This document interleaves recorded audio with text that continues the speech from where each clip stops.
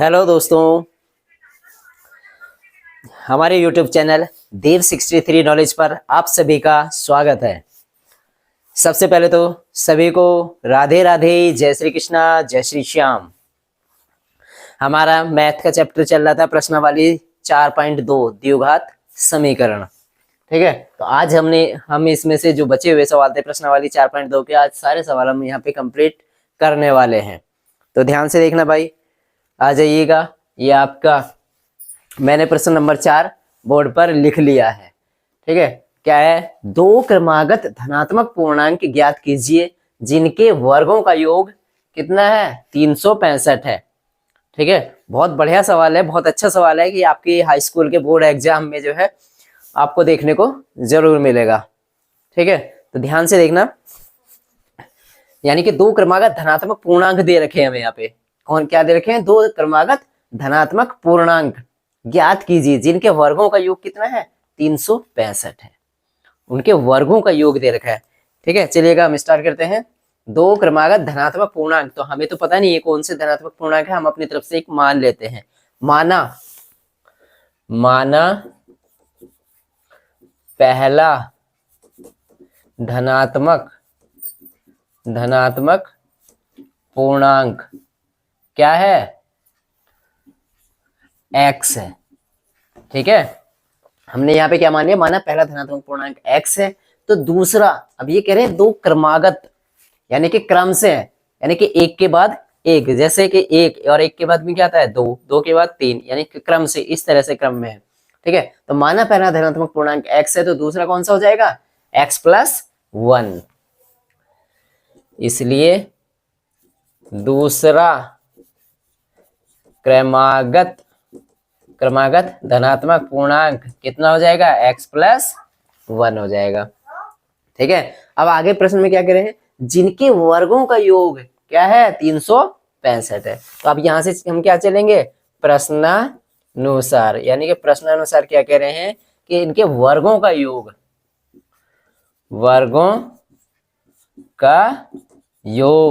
यानी कि जो हमारे ये संख्या पूर्णांक दे रखे हैं, इनके वर्गों का योग कितना है? 365 है। कितना है? 365 है। तो इनके वर्गों का योग, उनके जो धनात्मक पूर्णांक है, तो पहला धनात्मक पूर्णांक है x, तो इसका वर्ग प्लस दूसरा क्रमागत पूर्णांक कौन सा है? x+1, इसका वर्ग। ये तो कह रहे हैं वर्गों का योग, यानी कि जो पहला पूर्णांक है उसका वर्ग करेंगे प्लस दूसरा पूर्णांक है जो उसका वर्ग करेंगे, बराबर कितना आता है? 365 आता है। ठीक है, अब चलिएगा इसका वर्ग कर देते हैं। तो ये हो जाएगा x² प्लस, यहाँ पे कौन सा सूत्र लग जाएगा? a+b का होल वर्ग वाला। यहाँ पे कौन सा सूत्र लग जाएगा? a+b का होल वर्ग वाला। क्या होता है सूत्र? मैं यहाँ पे लिख दे रहा हूँ। ठीक है, सूत्र में यहाँ पे लिख दे रहा हूँ, a+b का होल वर्ग क्या है? a² प्लस का b² प्लस का 2ab, यानी कि 2ab। तो अब a की जगह पे क्या है? x है, और b की जगह पे क्या है? 1 है, 1 है। ठीक है, तो यहाँ पे क्या हो जाएगा? x² प्लस 1 का स्क्वायर प्लस 2 गुणा x गुणा 1, 1 बराबर क्या है? 365। चलिएगा, एक x² ये है और एक x² ये है, कितने हो गए? 2x² प्लस 1 का वर्ग करेंगे तो क्या आएगा? 1 आएगा। 2 की गुणा 1 से करेंगे तो 1 2, और फिर x से गुणा करेंगे तो कितना हो जाएगा? 2x बराबर 365। अब ये तो है 2x², अब ये कितना है? प्लस का 2x और प्लस का 1, ये 365 इधर से इधर लेके आएंगे तो क्या हो जाएंगे? माइनस के कितने? 365, सॉरी 365 हम इधर लेके आए, बराबर के इधर क्या बचा? 0। ठीक है, अब यहाँ पे अब 365 में से 1 घटाएंगे तो ये कहा है कि माइनस के कितने बचेंगे? 364, यानी कि 2x² प्लस का 2x माइनस के कितने बचे? 365 में से 1 घटा दिया तो कितने बचे? माइनस के 364 बराबर 0।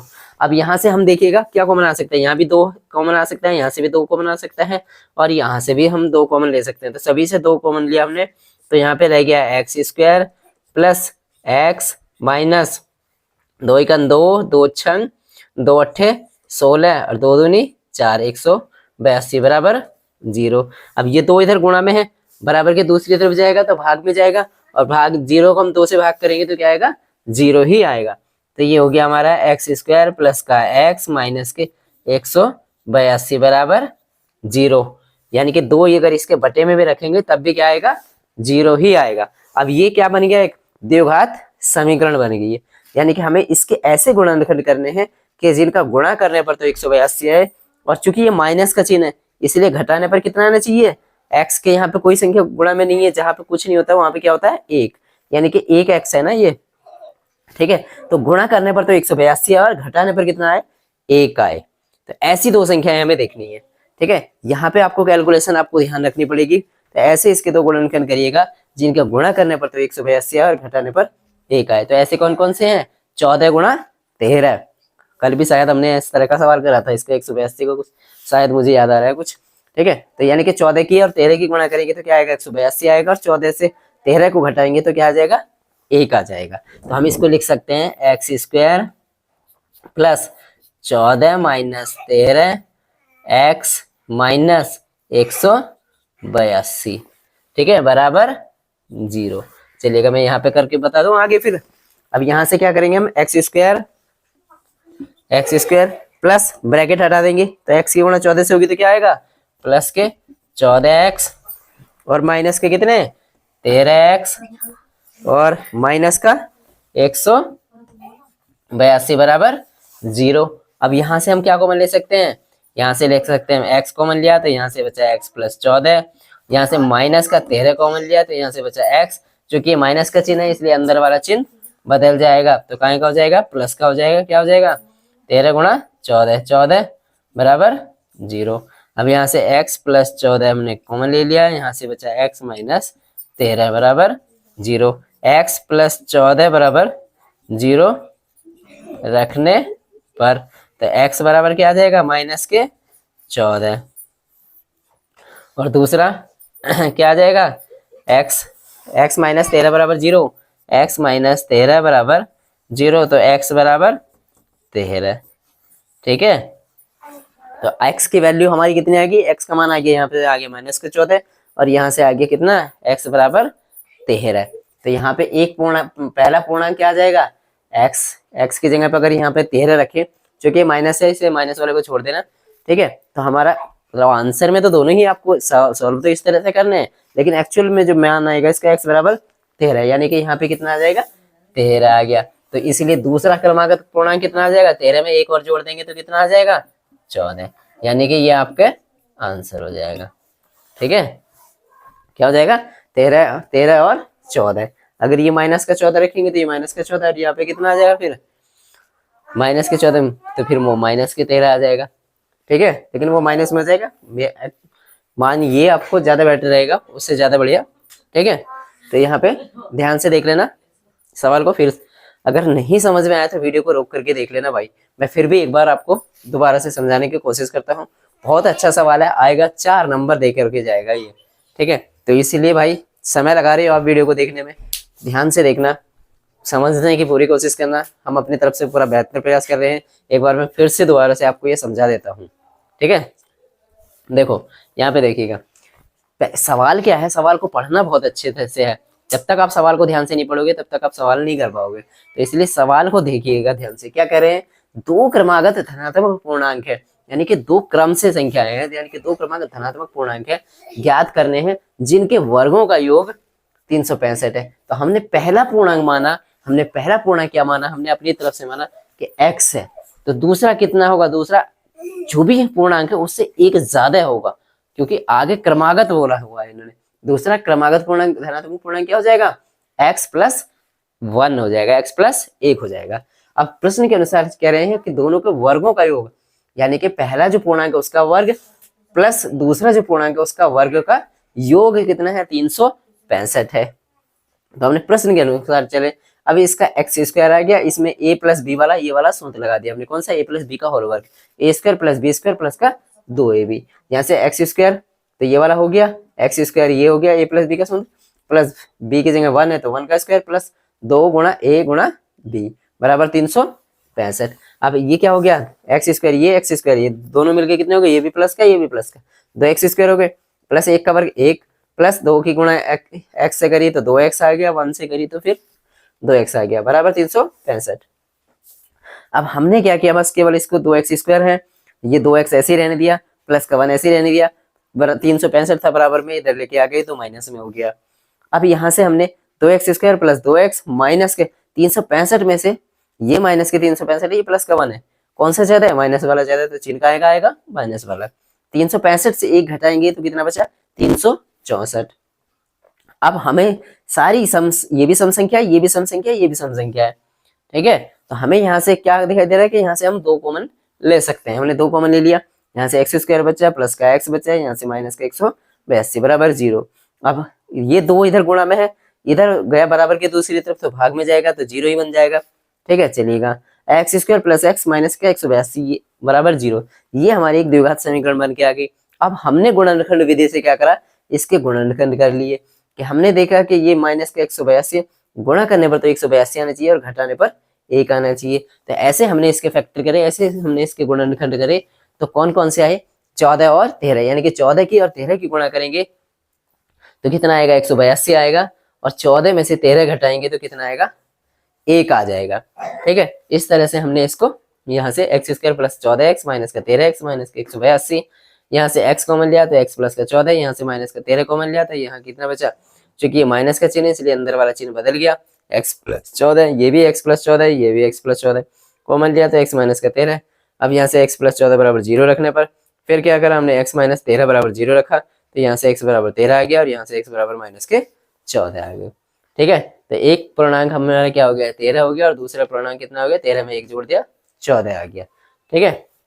ध्यान से देखना, बहुत अच्छा सवाल है, 4 नंबर दे करके जाएगा भाई, ठीक है। चलिएगा आप इसको देख लेना, मैं इसमें तब तक दूसरा सवाल लिख लेता हूँ, 5वां नंबर का सवाल। तो चलिएगा स्टूडेंट्स, मैंने यहाँ पे प्रश्न नंबर 5 लिख लिया है, ठीक है। सॉरी, ये हमारी डेट गलत हो गई थी, लिखा ही नहीं हमने, डेट चेंज ही नहीं करी थी। चलिएगा, मैंने प्रश्न नंबर 5 लिख लिया है। यह एक समकोण त्रिभुज की ऊंचाई इसके आधार से 7 सेंटीमीटर कम है, यानी कि एक समकोण त्रिभुज है, उसकी ऊंचाई जो है इसके आधार से 7 सेंटीमीटर कम है। यदि कर्ण 13 सेंटीमीटर का हो तो अन्य 2 भुजाएं ज्ञात कीजिए। कर्ण दे रखा है कितना, 13 सेंटीमीटर का हो तो अन्य 2 भुजाएं ज्ञात कीजिए, यानी कि कुल मिलाकर समकोण त्रिभुज में कितनी भुजाएं होती हैं, 3। हमने त्रिकोणमिति बहुत अच्छे से पढ़ी है, और किसी ने अगर वीडियो वो नहीं देखी तो प्लीज दोस्तों, त्रिकोणमिति का सारे चैप्टर में हमने एक प्रश्न उसमें से करवा रखा है, वहां पे जाके वो पिछली वाली क्लासेज आप देख सकते हो, बहुत अच्छे से अपनी तरफ से बेटर समझाने की कोशिश करिए, ठीक है। तो चलिएगा, आइएगा सवाल पर। एक समकोण त्रिभुज, तो चलिएगा हम पहले समकोण त्रिभुज बना लें। यहाँ पे ये एक माना कि ये एक समकोण त्रिभुज है, ठीक है। समकोण त्रिभुज में क्या होगा, यानी कि ये वाला एक कोण कितना का होगा, 90 डिग्री का होगा, 90 डिग्री का समकोण, ठीक है। अब ये कह रहे हैं कि समकोण त्रिभुज की ऊंचाई यानी कि ये वाली जो ऊंचाई है, ये है यहाँ से यहाँ तक की ऊंचाई है, ऊंचाई इसके आधार से 7 सेंटीमीटर कम है। तो हमने अगर ये माना इसका आधार ये है, आधार ये लंब यानी ऊंचाई, ठीक है, ऊंचाई, ये क्या हो गया, इसका कर्ण हो गया। अब ये कह रहे हैं इसके आधार से, जो इसकी ऊंचाई है इसके आधार से 7 सेंटीमीटर कम है। माना अगर इसका आधार x है तो ऊंचाई कितनी हो जाएगी, 7 सेंटीमीटर कम, यानी कि x में से 7 सेंटीमीटर घट जाएगी, कम है। कर्ण हमें दे रखा है कितना, 13 सेंटीमीटर का दे रखा है, तो अन्य 2 भुजाएं हमें ज्ञात करनी है। बहुत अच्छा सवाल है, 4 नंबर में देखने को मिलेगा भाई, ठीक है। चलिएगा, माना क्या है हमने, माना आधार की लंबाई कितनी है, आधार की लंबाई कितनी है, हमने मानी x सेंटीमीटर है, और प्रश्न में क्या क्या है, जो इसकी ऊंचाई है इसके आधार से 7 सेंटीमीटर कम है, इसलिए आधार की लंबाई x सेंटीमीटर है, इसलिए प्रश्नानुसार यानी कि लंब कितना हो जाएगा, समकोण त्रिभुज का लंब कितना हो जाएगा, यानी कि आधार से कितना कम है, 7 कम है, 7 सेंटीमीटर कम है। आधार अगर x का है तो इसमें से कितनी घटाएंगे, 7 सेंटीमीटर घटाएंगे। इतना सेंटीमीटर का ये आधार है। ठीक है, यही तो कह रहे हैं, इसके आधार से, यानी कि आधार x सेंटीमीटर है, इससे 7 सेंटीमीटर कम है, तो 7 सेंटीमीटर कम करेंगे, कम यानी कि उसमें से घटा देंगे। ठीक है, चलिएगा x माइनस 7 सेंटीमीटर आ गया ये। ठीक है, अब कर्ण हमें दे रखा है 13 सेंटीमीटर, तो अब हम इसमें क्या लगाएंगे, पाइथागोरस प्रमेय। पाइथागोरस प्रमेय से, पाइथागोरस प्रमेय तो सबको आती होगी, सबको आती होगी। क्या होती है, कर्ण का वर्ग किसका, कर्ण का वर्ग बराबर लंब का वर्ग प्लस आधार का वर्ग। यानी कि जो कर्ण का वर्ग है वो लंब का वर्ग प्लस आधार के वर्गों के योग के बराबर होता है। ये पाइथागोरस प्रमेय है। कर्ण कितना दे रखा है, 13 सेंटीमीटर, तो 13 का वर्ग। लंब कितना दे रखा है, लंब हमारा लंब कितना है, ये लंब x माइनस 7, तो x माइनस 7 का होल वर्ग प्लस आधार, आधार कितना है, आधार हमारा है x, तो x का वर्ग। तो ये हो जाएगा 13 का वर्ग कितना आएगा, 169 यानी 169। और यहाँ पे कौन सा सूत्र लगाएंगे, a माइनस बी का होल वर्ग वाला। ठीक है, तो a स्क्वायर, a की जगह x, तो x square plus b square, b कितना 7, 7 का वर्ग करेंगे 7 सत्ते 49 माइनस 2ab यानी कि 2ab, 2 गुणा a की जगह x गुणा b की जगह 7 प्लस x स्क्वायर। तो ये हो गया 169 यानी 169 बराबर एक्स स्क्वायर, एक एक्स स्क्वायर ये रहा, एक एक्स स्क्वायर ये रहा, कितने हो गए, 2x स्क्वायर प्लस 49 माइनस 2 सत्ते 14x। ठीक है, अब ये 169 इधर बराबर में है, इधर लेके आएंगे तो क्या हो जाएगा, ये प्लस का है, इधर जाके माइनस का हो जाएगा, तो यहाँ पे तो कुछ नहीं बचने वाला, 0 हो जाएगा। तो चलिएगा, तो मैं यहाँ से ये लिख लूँ 2x स्क्वायर और माइनस का 14x और प्लस का 49, ये इधर से इधर आएगा तो माइनस का 169 बराबर इधर क्या बचा, 0। ठीक है, 2x स्क्वायर माइनस के 14x, अब ये माइनस का 169 है और ये प्लस का 49 यानी 49 है, तो अब 9 में से ये कौन से ज्यादा है, माइनस वाले ज्यादा है, तो चिन्ह का आएगा माइनस का। 9 में से 9 घटाए 0, 6 में से 4 घटाएंगे तो कितना आएगा 2, और ये 1 का 1 बराबर 0। अब यहाँ से हम क्या कॉमन ले सकते हैं, यहाँ से हमारा 2 कॉमन आ सकता है, सबसे हमने 2 कॉमन ले लिया, तो यहाँ आ गया एक्स स्क्वायर माइनस के 2 सत्ते 14 7x और माइनस के 2 छंग 12 यानी कि 60 बराबर 0। तो यहाँ से 2 इधर इधर गुणा में है, बराबर के दूसरी तरफ आ जाएगा तो कायम हो जाएगा, भाग में चला जाएगा, तो ये हो जाएगा x square minus 7x minus का 60 बराबर 0/2 बराबर क्या आ जाएगा, 0 आ गया। ठीक है, तो अब ये हमारी क्या बन गई, द्विघात समीकरण बन गई। अब इस द्विघात समीकरण को हल करना है कि गुणा करने पर तो कितना आना चाहिए, 60 आना चाहिए, और घटाने पर कितना आना चाहिए, 7 आना चाहिए। तो कैसे करेंगे, 12 पंजे 60, क्या होगा 12 पंजे 60 यानी कि 12 और गुणा 5 यानी कि 12 की और 5 की गुणा करेंगे, 12 पंजे 60 हो गया, 12 में से 5 घटाएंगे कितना बचेगा, 7 बच जाएगा। तो इसके गुणनखंड हमें पता चलेगा ना। ठीक है, चलिएगा हम इसे हल करते हैं। क्या होगा, यहाँ पे इसको लिख सकते हैं एक्स स्क्वायर माइनस 12 माइनस 5 यानी कि 12 पंजे 60, 12 में से 5 घटाया तो 7, माइनस का चिन्ह है तो माइनस का लगाया एक्स, और ये क्या है माइनस के 60 बराबर 0, यानी एक्स स्क्वायर माइनस के ब्रैकेट हटाएंगे तो क्या हो जाएगा 12 गुणा एक्स, तो यानी कि 12x, चूंकि ये माइनस का चिन्ह है इसलिए अंदर वाला चिन्ह बदल जाएगा, तो कहाँ का हो जाएगा प्लस का, 5 की गुणा एक्स से हुई तो कितना आ गया 5x माइनस के 60 बराबर 0। अब यहाँ से x कॉमन लिया, x माइनस 12 प्लस का यहाँ से 5 कॉमन लिया तो यहाँ से बचा x माइनस 12 पंजे 60, क्या आ गया 12 बराबर 0, यानी x माइनस 12 और ये आ गया x प्लस का 5, तो x बराबर 0, x माइनस 12 बराबर 0 रखने पर तो x बराबर कितना आ जाएगा 12 सेंटीमीटर, कितना आ गया 12 सेंटीमीटर। यानी कि कितना आ गया, x का वैल्यू कितनी आ गई, x बराबर 12 सेंटीमीटर। यानी कि x क्या माना था हमने, आधार। तो आधार कितना आ गया 12 सेंटीमीटर। तो ऊंचाई कितनी आ जाएगी इसकी, यानी कि जो लंब आ जाएगा वो कितना आ जाएगा, 12 में से 7 घटा देंगे, कितना आ जाएगा 5 सेंटीमीटर। यहाँ तो आधार आ गया ये कितना 12 सेंटीमीटर, 12 सेंटीमीटर, और यहाँ आ जाएगा 12 माइनस 7 बराबर 5 सेंटीमीटर।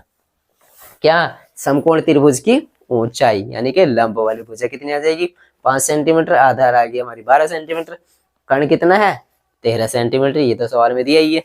ठीक है, तो आया समझ में भाई, जरूर आएगा, ध्यान से देखोगे तो। ठीक है, और मैं एक बार फिर से आपको ये दोबारा से वो करा देता हूँ, सॉल्व करा देता हूँ, दोबारा से रिपीट करा देता हूँ। एक बार जहाँ कहीं समझ में ना आया हो तो ध्यान से देखना, मैं क्या समझाना चाह रहा हूँ, मैं क्या बोल रहा हूँ, वो भी मेरी बातों का ध्यान करना। ठीक है, चलिएगा, बहुत अच्छा सवाल है, इसलिए मैं दोबारा से एक बार से समझा दे रहा हूँ। फिर से बोर्ड पे मैंने आपको करा दिया, फिर भी एक बार मैं दोबारा से आपको करा दे रहा हूँ, ध्यान से देखना। सवाल है हमारे पास, एक समकोण त्रिभुज की ऊंचाई, यानी कि हमने सबसे पहले क्या बनाया, एक समकोण त्रिभुज बना लिया, ये इसकी ऊंचाई है। ऊंचाई जो है, ये कह रहे हैं कि ऊंचाई जो है ये वो आधार से 7 सेंटीमीटर कम है। तो यानी कि हमने ये आधार मान लिया अपनी तरफ से x, तो ऊंचाई कितनी हो जाएगी, इससे 7 कम, 7 सेंटीमीटर कम बता रहे हैं ना, कम यानी कि घटाएंगे। अगर वो ज्यादा कहते तो क्या करते, हम प्लस के 7 करते, 7 जोड़ देते। ठीक है, तो यहाँ से x माइनस 7 आ गया। माना आधार की लंबाई x सेंटीमीटर है, और प्रश्न अनुसार समकोण त्रिभुज का लंब यानी कि ऊंचाई जो है 7 सेंटीमीटर कम है, तो 7 सेंटीमीटर घटा दी। पाइथागोरस हमने प्रमेय लगा दी, कर्ण का वर्ग बराबर लंब का वर्ग प्लस आधार का वर्ग। हमने कर्ण कितना दे रखा है 13 सेंटीमीटर, 13 का वर्ग कर दिया। लंब हमारे पास कितना आ गया x माइनस 7, तो हमने x माइनस 7 का होल वर्ग कर दिया। आधार कितना है हमने माना x, तो x का वर्ग कर दिया। यहाँ पे हमने सूत्र लगा दिया कौन सा, a माइनस बी का होल वर्ग। a की जगह पे हमने रखा x, b की जगह रखा हमने 7, तो हमने इसको सॉल्व कर दिया। एक्स स्क्वायर प्लस 49 माइनस के 2x गुणा 7 प्लस ये वाला एक्स स्क्वायर। ठीक है, हमने एक्स स्क्वायर, अब ये तो ऐसे ही रहा 169, 169 13 का वर्ग। ठीक है, एक्स स्क्वायर ये है और एक एक्स ये है, कितना हो गया 2x स्क्वायर प्लस 49 माइनस के 2 सत्ते 14x। अब ये 169 को हम इसकी साइड में लेके आ गए, 2x square minus 14x plus 49, ये तो पहले से था, इधर से इधर आया ये माइनस का हो गया, इधर क्या बचा 0 बचा। अब यहाँ से हमने 169 में से 49 घटाए तो ये बचे कितना 120। अब यहाँ से हमने सबसे 2 कॉमन ले लिया, x square minus 7x minus 60 बचा।